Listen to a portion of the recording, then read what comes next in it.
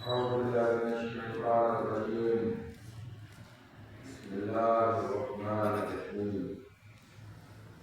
الحمد لله رب العالمين، وصلى الله على سيدنا ونبينا وشفيع ذنوبنا مولانا ومولى الثقلين جد الحسن والحسين القاسم محمد اللهم صل على محمد وآله الطيبين الطاهرين المعصومين المظلومين، ولعنة الله على أعدائهم أجمعين. أما بعد، فقد قال الله الحكيم: بسم الله الرحمن الرحيم: وننزل من القرآن ما هو شفاء ورحمة للمؤمنين ولا يزيد الظالمين إلا خسارا. صلوات محمد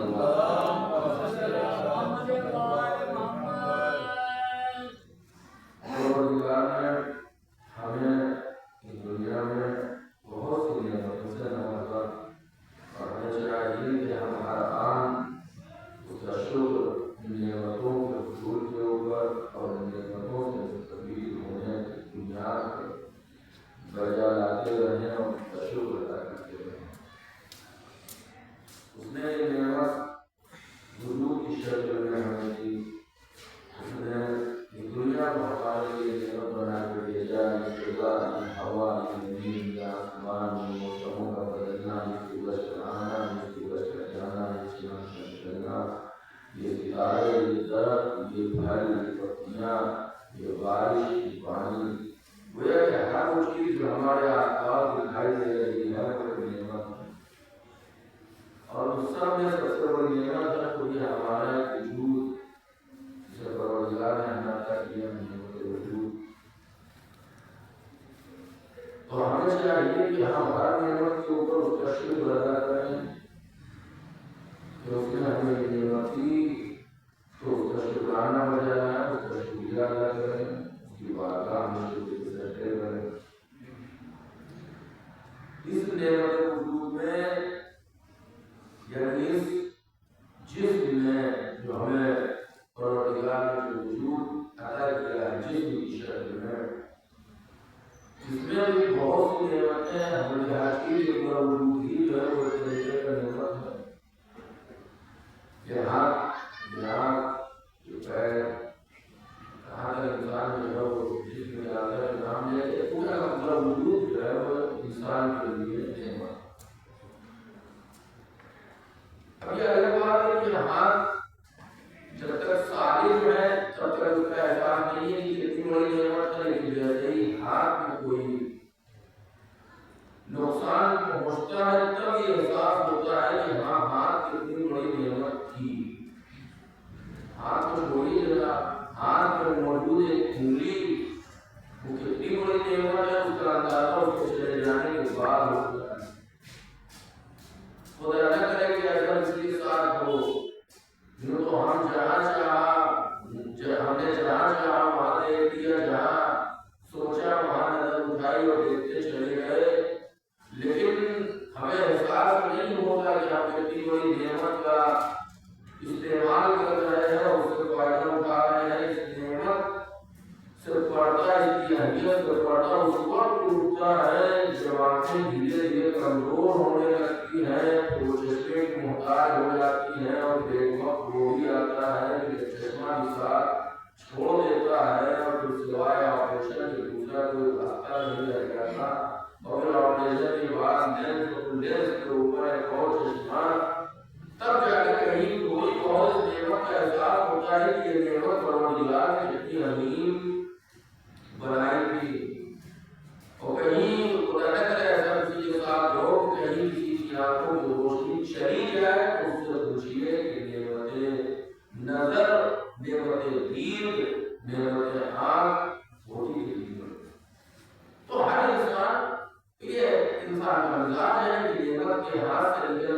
بعد یہ احساس ہوتا ہے کہ وہ نعمت اتنی عظیم تھی اور نعمت اتنی بڑی تھی. تو اس پروردگار نے ہمارے جسم کو، ہمارے وجود کو نعمتوں کا مرکب بنایا ہے، نعمتوں کا مجموعہ بنایا ہے. ایک سے بڑھ کر ایک نعمتیں اس جسم کے اندر موجود ہیں. انسان کو چاہیے کہ ہر اس نعمت کہ جو ہمارے جسم میں پائی جاتی ہے اس پہ احساس کرنے کے بعد کم سے کم ایک مرتبہ تو یہ ضرور کہے کہ شکر للہ، پروردگار تیرا شکر ہے کہ تو نے اس نعمت سے ہمیں نوازا.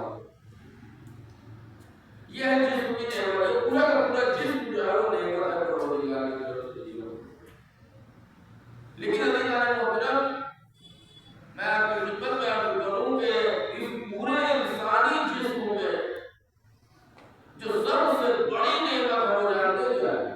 جو سب سے بڑی نعمت ہے، جو سب سے بڑی نعمت ہے اسے کہتے ہیں صحت اور سلامتی کی نعمت. اس سے بڑی کوئی نعمت نہیں ہے.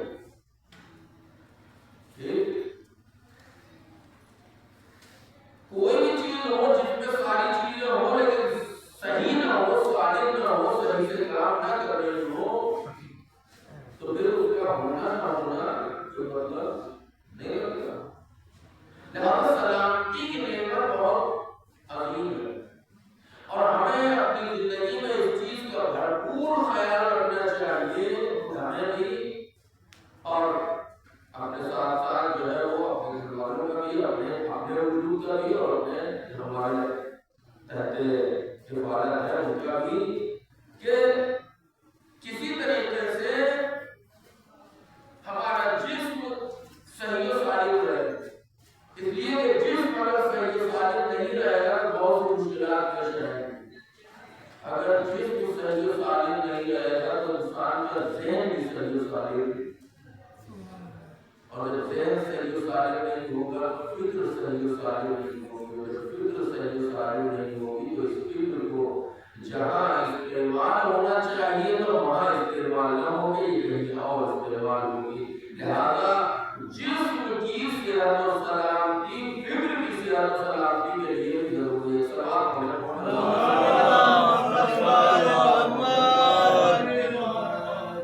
اور یہ طے بات ہے کہ ہم چاہے جتنے سلامتی کا خیال رکھ لیں، جس کی صحت کا خیال رکھ لیں، اس کو صحیح بنائے رکھیں، لیکن بیماریاں آئیں گی ضرور. یہ جسم بیمار ہوگا ضرور. کیوں ہوگا؟ ہم نے تھوڑا خیال رکھا تھا. کہا ہم نے خیال رکھا تھا لیکن کیا سماج کے باقی تمام افراد نے خیال رکھا تھا؟ اس کے پہلے گفتگو کی دیا کہ ہو سکتا ہے کہ ہم اپنی صفائی کا اور طہارت کا، پاکیزگی کا بہت خیال رکھتے ہوں، لیکن جو آس پاس لوگ رہتے ہیں وہ اس بات کا خیال نہ رکھتے ہوں. ظاہر سی بات ہے کہ جب گندگی کو اس جگہ پہ نہیں ڈالا جائے گا جو اس کی جگہ ہے، اور غلط جگہ کو اس کو لا کے ڈال دیا جائے گا تو بیماریاں پیدا ہوں گی. اور پھر وہ یہ تھوڑی دیکھیں گے کہ آپ کا کوڑا ہے یا آپ کا کوڑا ہے. صلوات پڑھیں.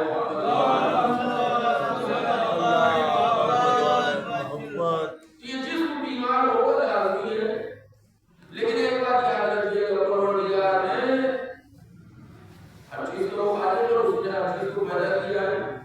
ہر چیز کا خالق پروردگار ہے.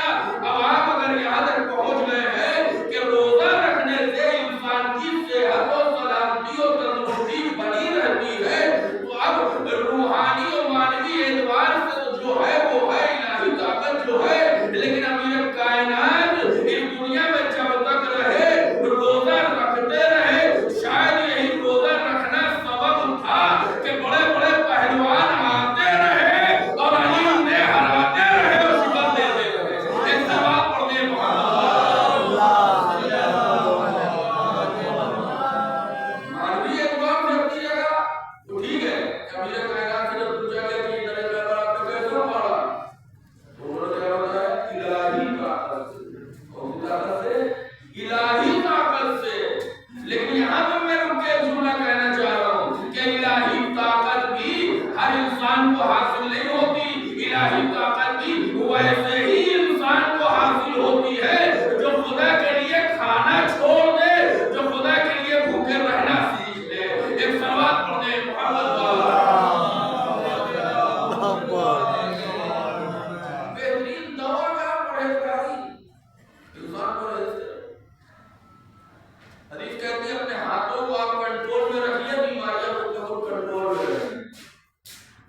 گئے دسترخوان پہ بیٹھ گئے تو سامنے ہی کر دیجیے کیونکہ اتنا کافی ہے، چوطرفہ نظر نہ گھمائیے، اس لیے کہ یہاں کھانے کی ڈشز نہیں منگا رہے ہیں، یا بیماریاں ہیں جن کو دعوت دے رہے ہیں۔ اور پھر آج کل ہمارے یہاں اس ٹائپ کا کھانا، ہمارے یہاں ہندوستان کا یہ مزاج بنا ہوا ہے کہ یہاں جو ہے وہ کھانے کی چیزوں پہ کم اور تیل اور مسالے پہ زیادہ زور دیا جاتا ہے، ٹھیک ہے، اور اسی لیے جو ہے بیماری کا ڈاٹا اور چارٹ جو ہے وہ بڑھتا جا رہا ہے۔ کچھ نہیں بنا سکے تو ایسا تیل کا اس میں تڑکا لگا دیا کہ چیز دیکھنے کو خوبصورت لگے، اور ہم جو ہے وہ دیکھنے ہی پہ جاتے ہیں کہ دیکھنے میں اچھی لگے، کھانے میں اچھی ہو، یا نہ ہو۔ ظاہر سی بات ہے کہ جو کھانے میں اچھی نہ ہو تو دیکھنے میں اچھی لگے، تو وہ چیزیں کھانے کا مزہ دے سکتی ہے، جن کو صحت نہیں دے سکتی ہے، سوائے بیماریوں کے ہم سے کچھ ملنے والا ہے نہیں۔ ایک سوال پڑھ لیں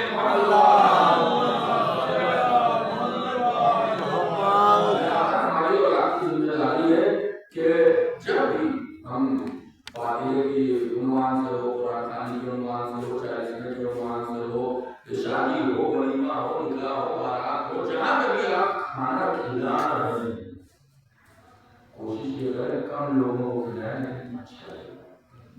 یہ ہماری ذمہ داری ہے۔ ہم ایک مومن کو اگر دعوت دے رہے ہیں، جیسے ہمیں اپنی صحت کا خیال ہے ویسے ہمیں دوسرے مومن کی صحت کا بھی خیال ہونا چاہیے۔ یہ نہ ہو کہ گھر میں تو ہم جو ہے وہ تیل استعمال کر رہے ہیں اور ورائٹی کا اور دیکھ داکھ کے اس سے بیماری ہو جاتی ہے، اور یہ ہو جاتا ہے اور ایسا ہو جاتا ہے، یہ والا نہیں اور یہ والا لایا جائے اور یہ والا آٹا لایا جائے اور اس طریقے کا چاول استعمال کیا جائے، اور جب معاشرے کی بات آئی، سماج کی بات آئی، مومنین کو کھلانے کی بات آئی، تو کچھ بھی مارکیٹ سے اٹھا لائے، بنوا دیا، ارے جو ہوگا انہیں ہوگا، ہمیں تھوڑی ہوگا۔ ایک سوال پڑھیں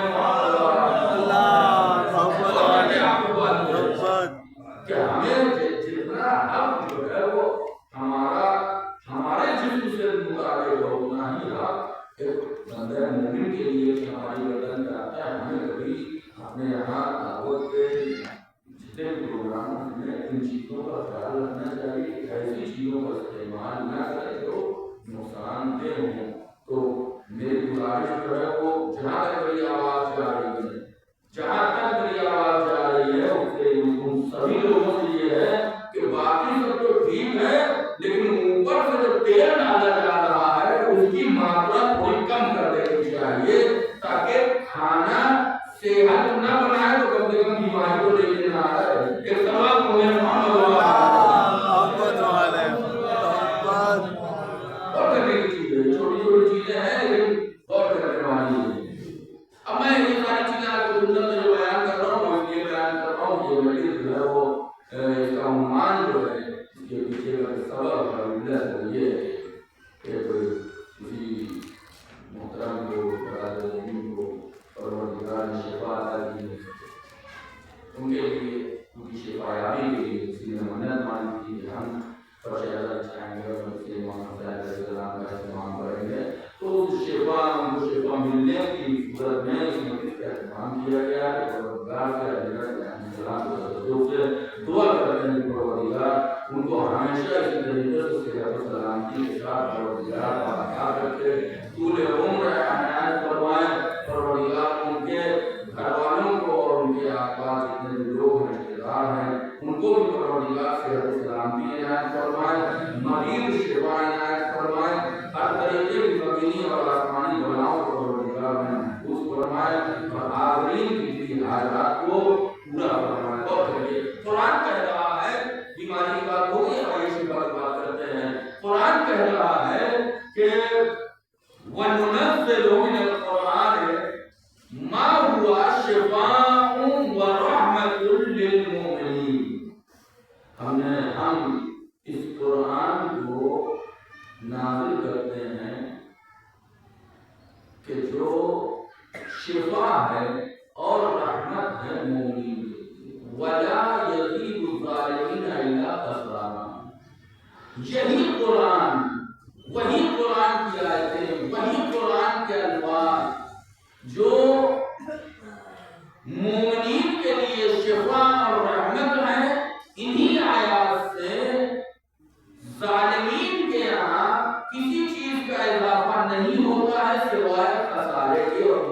لیے، یعنی یہی آیتیں مومن کے لیے شفا بن جاتی ہیں اور یہی آیتیں ظالمین کے لیے عذاب بن جاتی ہیں اور نقصان کا سبب بن جاتی ہیں۔ قرآن کہہ رہا ہے کہ قرآن کی آیتوں میں اللہ نے شفا رکھی ہے، اور بات یہ ہے کہ ویسے تو کل قرآن میں وہ شفا ہے، لیکن اس آیت کو خاص طور سے آیت شفا کہا جاتا ہے۔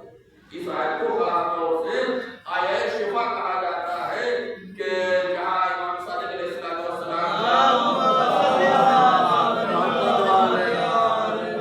ارشاد گرامی اس سلسلے میں موجود ہے، جہاں ارشاد ہوتا ہے کہ اگر انسان کے جسم میں کہیں بھی کوئی درد ہو رہا ہو، کہیں کوئی بیماری ہو، ٹھیک ہے، تو کیا کرے انسان اس آیت کو اس درد کی جگہ پہ ہاتھ رکھ کے خلوص نیت کے ساتھ اگر پڑھ لے تو اس آیت کے تصدق سے اور طفیل میں وہ درد ٹھیک ہو جائے گا، وہ بیماری ٹھیک ہو جائے گی۔ قرآن شفا ہے مومنین کے لیے۔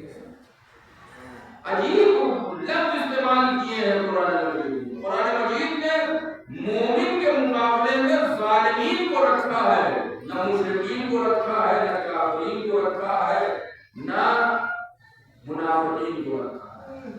مومن کے لیے قرآن کی آیت شفا ہے اور ظالمین کے لیے قرآن کی آیت خسارہ ہے، نقصان ہے۔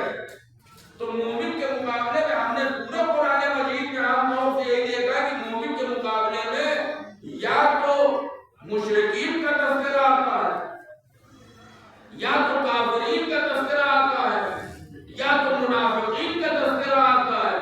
یہ مومن کے مقابلے میں ظالمین کی بات کیوں ہو رہی ہے؟ جب روایت جا کے دیکھی تو سمجھ میں آیا کہ یہاں پہ ہر ظالم مراد نہیں ہے، بلکہ خاص طور سے قرآن کی آیتوں سے جس ظالم کو خسارہ ہوتا ہے وہ ظالم کون ہے؟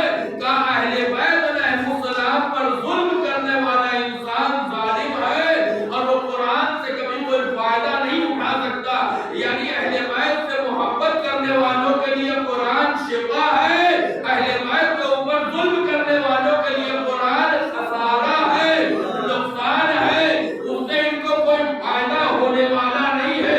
تو اب اگر روایت یہ کہہ رہی ہے کہ ظالم سے مراد اہل بیت علیہ السلام کے دشمن ہیں، اہل بیت علیہ السلام پر ظلم کرنے والے ہیں، اہل بیت علیہ السلام سے بیزاری کا اظہار کرنے والے ہیں، تو اگر یہ لوگ مراد ہیں تو اب چاہے قرآن یاد کرنے کی کتنی بڑی بڑی یونیورسٹیاں کیوں نہ کھل جائیں، جب تک اہل بیت کی محبت نہیں آئے گی قرآن فائدہ پہنچانے والا نہیں ہے۔ ایک صلوات پڑھتے ہیں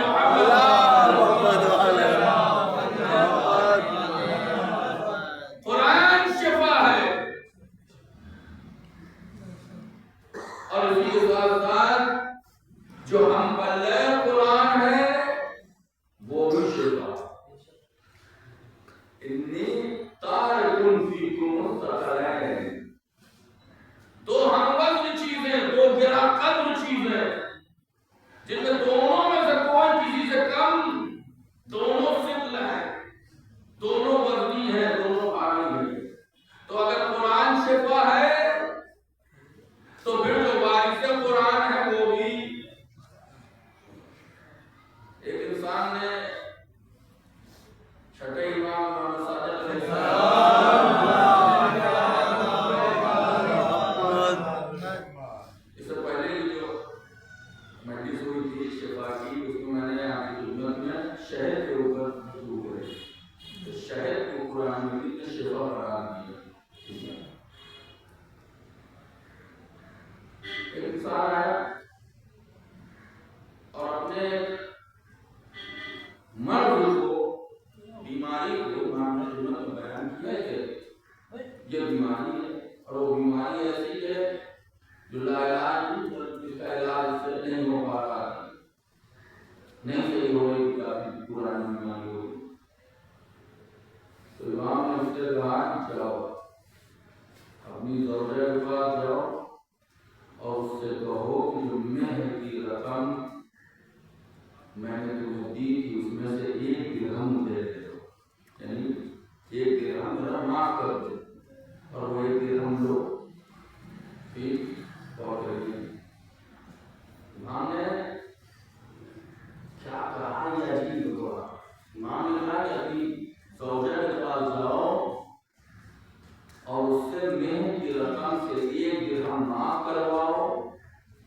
1 درہم معاف کرواؤ اور اس کے بعد جاؤ اس کو لو اور جا کے بازار سے شہد خریدو۔ اس کا مطلب کیا ہوا؟ اس کا مطلب یہ ہوا کہ جو مہر کی رقم ہے اس میں کا 1 درہم بھی جب تک زوجہ اجازت نہ دے دے خرچ کرنا جائز نہیں ہے۔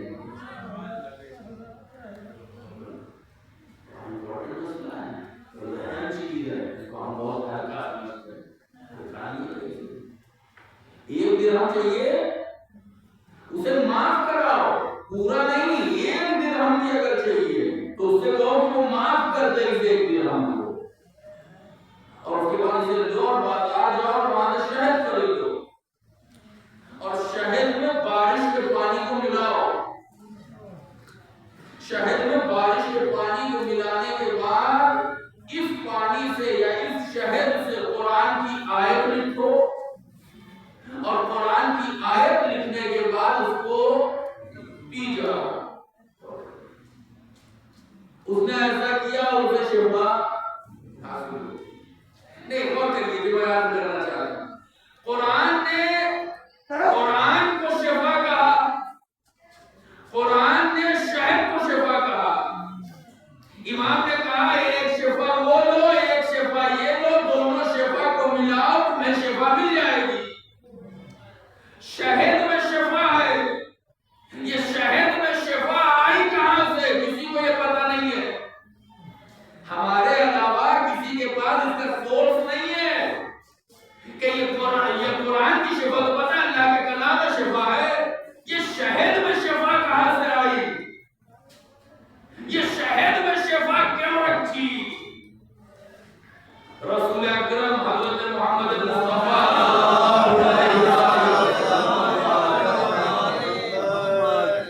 اور امیر کائنات حضرت علی بن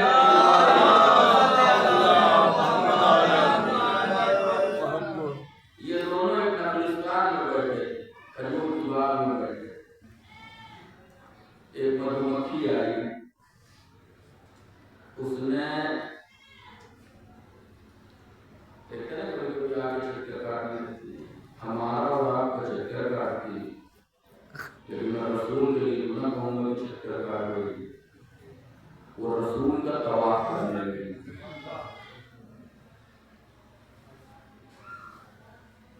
رسول کا طواف کرنے لگی اور مجھے آواز میں ہوتی ہے، ہمارے نبی نے اپنے ولی سے کہا علی جانتے ہو یہ مفتی کیا کہہ رہی ہے؟ کہا بتائیے، آپ اپنے نبی آپ بتائیے۔ رسول نے کہا یہ کہہ رہی ہے کہ میں نے فلاں جگہ پر ایک چھتا لگایا ہے اور اس میں شہد ہے، ٹھیک، اے رسول آپ علی کو بھیج دیجئے اور ان سے کہیے کہ آئیں اور وہ والا شہد آ کے لے لیں۔ ابھی یہ کائنات گئے اور جو وہ شہد لے کے آ گئے، یہ واقعہ تو ایک طرف ہو گیا بات۔ اسی واقعے میں ایک سوال ہے جو ہمارے نبی نے پوچھا ہے شہد کی مکھی سے، اے شہد کی مکھی یہ بتا پھولوں کا رس کڑوا ہوتا ہے، شہد میٹھا ہوتا ہے، یہ پھولوں کے رس کی کڑواہٹ مٹھاس میں تبدیل ہوتی کیسے ہے؟ شہد شفا ہے، قرآن کہہ رہا ہے شہد میں شفا ہے، پھولوں کے رس کی کڑواہٹ مٹھاس میں تبدیل کیسے ہوتی ہے؟ شہد کی مکھی کہتی یا رسول اللہ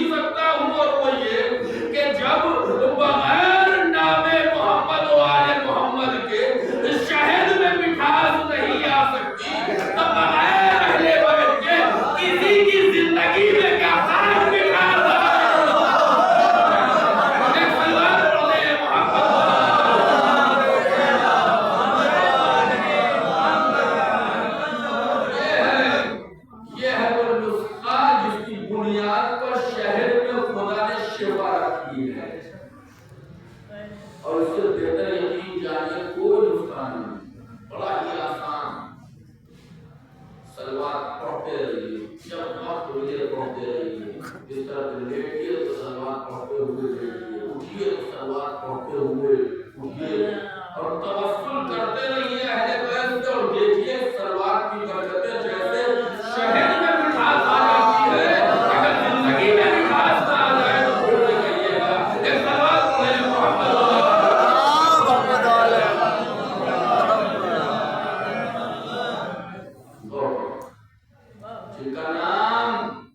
جن کا نام پھولوں کے کڑوے رس کو شہد جیسی مٹھاس میں تبدیل کر سکتا ہے، جن کا نام، صرف نام، سوچیے اگر انہی کے جسم کا خون کسی خاک پہ گر کے اس خاک کو کھا کے شفا بنا دے تو کافر نہیں ہونا چاہیے۔ وہ خاک جو جسموں کے لیے شفا ہے، روحوں کے لیے شفا ہے، جو دلوں کے لیے جس میں جلا ہے، جس میں سجدوں کے لیے معراج ہے۔ سجدہ نماز کی معراج ہے، نماز مومن کی معراج، مومن کی معراج نماز، نماز کی معراج سجدہ، سجدے کی معراج کیا ہے؟ کہا اس کا خاک شفا پہ ہونا یہ سجدے کی معراج ہے۔ وہ ہیں اسے، ان کی ذات ہے ایسی کہ جن کے نام سے انسان اس دنیا میں شفا پا سکتا ہے اور آخرت میں شفاعت کر سکتا ہے۔ اگر ان کے خون کا قطرہ کسی خاک میں گر جائے اور پروردگار خاک کو کھا کے شفا نہ کرے تو تعجب نہیں ہے۔ کوئی معمولی شخصیت وہ جسے دنیا مسائل، اور آج بھی یہ سلسلہ جاری و ساری ہے۔ جب جب زندگی، یہ دنیاوی اور مادی زندگی ہماری حیات میں کڑواہٹیں لے کے آتی ہے، ہم کڑواہٹوں کو دور کرنے کے لیے ان بارگاہوں کو کرتے ہیں، ان کے ناموں کو وسیلہ قرار دیتے ہیں، اور انہی ذوات مقدسہ سے توسل کر کے ان کڑواہٹوں کو دور کر کے واپس زندگی میں مٹھاس پیدا کرتے ہیں۔ ہماری کوئی پریشانی ہوتی ہے، ہم فوراً درگاہ کا رخ کرتے ہیں، بارگاہوں کا رخ کرتے ہیں، اور اپنی منت کے سامنے رکھتے ہیں، پروردگار کی دعا کرتے ہیں، پروردگار ان کے طفیل میں اگر ہماری منت اور مراد پوری ہو گئی تو ہم خوش رضا چھائیں گے۔ ہمارا مزاج عجیب ہے، ہمارا مزاج الگ ہے۔ دنیا کے اور لوگ جب ان کے یہاں بیمار ٹھیک ہوتا ہے تو خوشیاں مناتے ہیں، کیک کاٹے جاتے ہیں، لوگ باہر جاتے ہیں، کھانا کھاتے ہیں۔ عجیب حسین نے دلوں میں ایسی بیداری پیدا کر رکھی ہے، حسین سے جذبات کا ایسا جڑاؤ ہے کہ ہمارے یہاں کا بیمار ٹھیک بھی ہوتا ہے تو ہم حسین کی پرچادہ بچھا کے رونے کے لیے تیار ہو جاتے ہیں۔ کیوں؟ ارے ہمارا بیمار تو ٹھیک ہو گیا، لیکن حسین کے بیمار کو کوئی رونے والا نہ تھا۔ حسین کا بیمار جب چاہتا تھا اپنے بابا کے فریہ کرے، تازیانے آگے بڑھ جاتے تھے، شمر آگے بڑھ جاتا تھا، تروں کی اذیت تھی اور رونے میں پہلا تھا۔ ہم بھی فرش عزا بچھا کے اس غریب ماں کو قرضہ پیش کرتے ہیں، اس مظلوم ماں کو قرضہ پیش کرتے ہیں، اور یقین جانیے پورے عالم تشیع میں، پورے عالم تشیع میں جتنی منتیں باب الحوائج کے دروازے پہ مانی جاتی ہیں، کسی اور دروازے پہ نہیں مانی جاتی، جتنی مرادیں ان کی خدمت میں پیش کی جاتی ہیں اتنی مرادیں کسی اور کے دروازے پہ پیش نہیں کی جاتی۔ واقعات موجود ہے اس سلسلے میں کہ جب ایک انسان امام حسین کی خدمت میں پہنچتا ہے اور کہتا ہے اپنی منت کو ان کے سامنے رکھتا ہے اور وہ منت پوری نہیں ہوتی تو امام حسین اس کو خواب میں آ کے یہ بشارت دیتے ہیں کہ تم غلط جگہ منت مانگ رہے ہو، عباس کے ہوتے ہوئے میرے پاس آنے کی کیا ضرورت ہے؟ یہ ہے باب الحوائج، یہ ہے باب المراد، مرادیں یہاں سے پوری ہوتی ہیں، حاجتیں یہاں سے پوری ہوتی ہیں، اور وہ باب المراد ہے، باب الحوائج ہے۔ اب کسی کی تمنا خالی نہیں جانے والی ہے، کسی کی منت خالی نہیں جانے والی ہے، کسی کی مراد ایسا نہیں ہے کہ پوری نہ ہو، کیوں؟ اس لیے کہ باب الحوائج ہے۔ آج ہماری کوئی مراد خالی نہیں جاتی، لیکن ایک چاہت عباس کے دل میں تھی جو کربلا کے میدان میں پوری نہ ہو سکی، اور وہ چاہت کیا تھی؟ وہ چاہت یہ تھی کہ کاش میں یہ پانی خیمہ جناب سکینہ تک پہنچا۔ تاریخ نے یہی لکھا ہے، روایتوں نے یہی لکھا ہے، کس کی مجال جو عباس کے نزدیک آ سکتا، کس میں اتنی چھوٹے جو عباس کے نزدیک آ کے عباس پہ حملہ کر سکتا۔ لیکن غازی ابوالفضل عباس کے بارے میں لکھا گیا ہے، جو علماء نے پڑھا ہے وہ یہی پڑھا ہے کہ جب ادھر سے آپ گئے ہیں تو آنکھوں کی حیرت سے لاکھوں کا لشکر دریائے فرات کو چھوڑ کے ہٹ گیا، عباس نے لشکر سکینہ کو بھرا ہے، اور بھرنے کے بعد واپس گھوڑے پر سوار ہوئے ہیں اور خیمے کا رخ کیا ہے۔ یہ جناب عباس کے نزدیک آ نہیں سکتے تھے، انہوں نے عباس کے بازو قلم ایسے کیا قلم ایسے کیا کہ عباس کا دھیان صرف ایک چیز کی طرف تھا، اور وہ یہ تھا کہ مشق سکینہ پوری صحت و سلامتی کے ساتھ پانی کے ساتھ خیمہ سکینہ تک پہنچ جائے۔ عباس کا دھیان مشکیلے میں تھا، عباس کو پتہ ہی نہ چلا کب کس نے داہنا بازو قلم کر دیا، کب کس نے بایاں بازو قلم کر دیا۔ عباس کے آنکھوں میں تیر بے وقت ہوا، لیکن عباس کو ان سب چیزوں کی پرواہ نہ تھی۔ عباس کی روح تو اس مشکیلے میں تھی جس میں پانی بھرا ہوا تھا۔ ابھی بھی عباس دونوں بازوؤں کے کٹنے کے بعد میرا غازی خیموں کی طرف ہی جا رہا ہے، لیکن اچانک جب ایک سنسناتا ہوا تیر مشق سکینہ پہ لگتا ہے تو عباس نے گھوڑے کے رخ کو موڑ دیا۔ ارے وہ عباس جو سکینہ سے وعدہ کر کے آیا ہو پانی کے لانے کا، وہ اب خیموں میں جا کے کرے گا بھی تو کیا کرے گا؟ اگر وعدے کی وفا نہ کر سکا تو پھر وفادار کہے گا۔ عباس نے اپنے گھوڑے کو موڑا، ادھر گھوڑے کا مڑنا تھا کہ آنکھ میں ایک تیر بے وقت ہوا۔ عباس نے سر کو نیچے جھکا کے گھٹنوں کو اٹھا کے چاہا کہ آنکھ میں تیر کو باہر